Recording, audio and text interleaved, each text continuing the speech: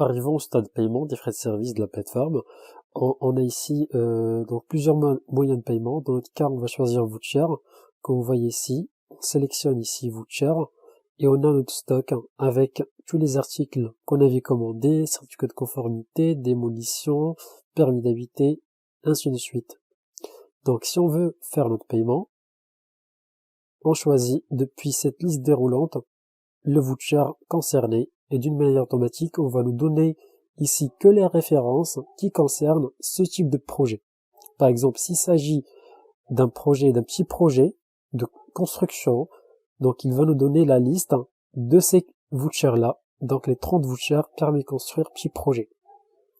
Si notre stock est à 0, donc on peut l'alimenter depuis le bouton alimenter.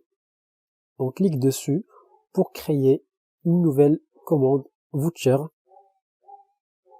ici, comme vous voyez.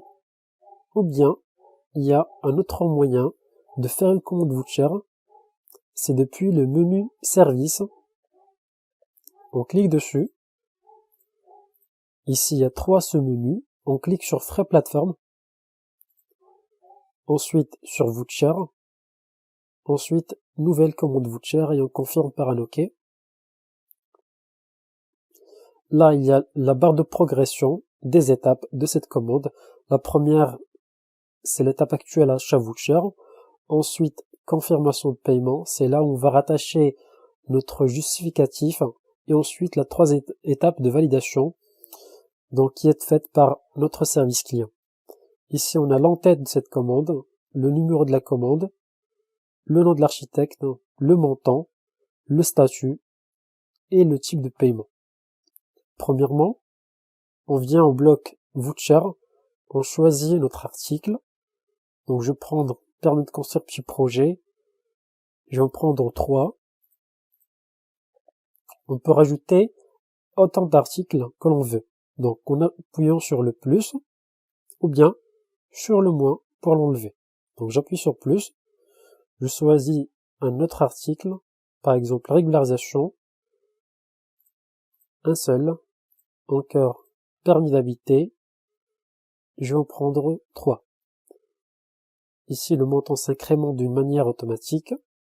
Ensuite on passe au bloc paiement, on choisit le mode paiement, soit virement bancaire ou bien chèque. Je sélectionne virement bancaire. Ensuite la dernière rubrique c'est facturation. C'est là où on va renseigner les informations de facturation qui seront reportées sur la facture qui sera éditée. On renseigne ici le numéro CIN ou bien le numéro RC et le numéro ICE. Puis on clique sur valider. OK. Et on passe à la deuxième étape de la confirmation de paiement. Premièrement, on imprime le bon de commande qu'on va utiliser pour se déplacer à la banque et faire le paiement à l'agence bancaire. On l'imprime. Après paiement à la banque sur place, on va nous donner un reçu, un justificatif de paiement qu'on va utiliser et rattacher. Donc supposons qu'on ait sorti cette commande-là. On revient à notre commande initiée depuis le même menu service, voucher, et cette fois-ci depuis commande voucher en cours. Et la deuxième étape, c'est paiement commande. Et on trouve notre commande. On double-clique dessus.